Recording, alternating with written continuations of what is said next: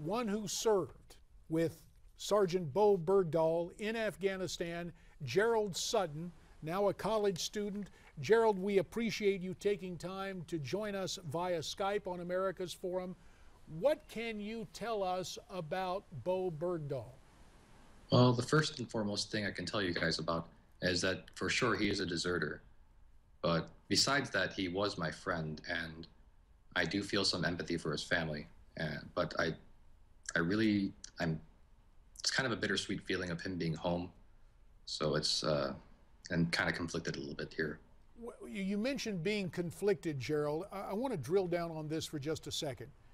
You say he was a friend. That implies trust. You also say he is a deserter. Would you go so far to say Bergdahl is a traitor to the United States? As of right now, with the information that I possess, I can't really come to the conclusion that he is a traitor. But given more information, as the story kind of works its way out, then maybe I will come to that conclusion, maybe not. But as for now, I just can't say for certain. He's also been called a prisoner of war. What's your thoughts on that?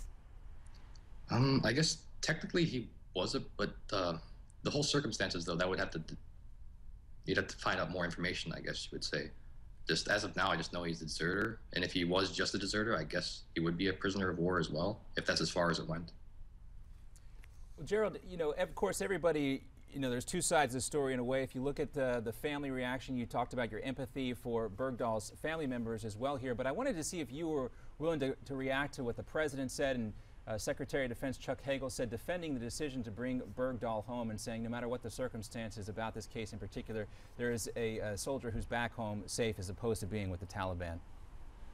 I mean, he still is a U.S. soldier. He's still in the Army, so I do believe that we have some right to get him back in not whatever means necessary, I guess, but like the whole issue of the prisoner exchange for him, that's kind of a little bit over my head, so I don't think I have the knowledge to comment about that right now. Fair enough. Gerald, you went to war with this guy, and yes, sir. You say he deserted. So you're left with a situation, and as we've been talking to you, you said you need more information.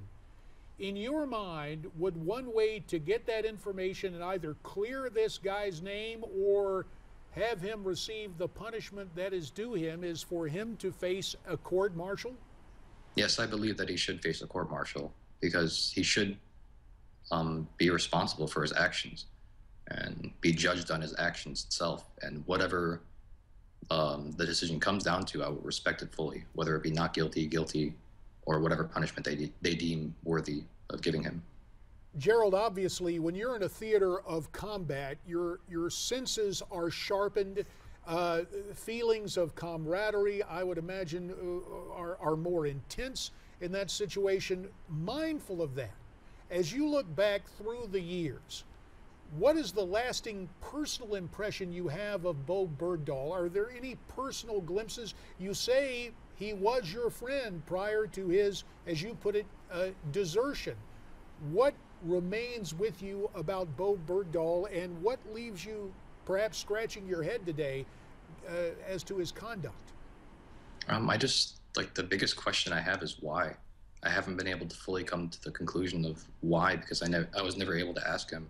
I mean, hopefully one day everyone can figure out why if somebody's able to ask him and he gives an honest answer. But until then, I'm just still kind of left puzzled.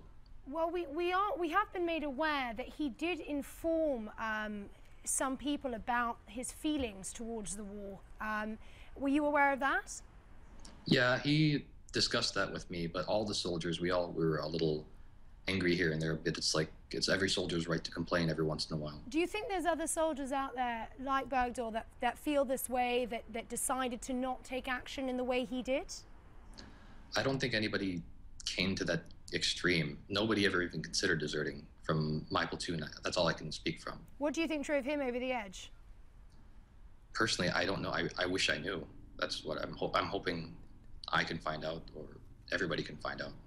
Well, Gerald Sutton, we do appreciate your input today. And again, just to understand, you considered Bergdahl a friend.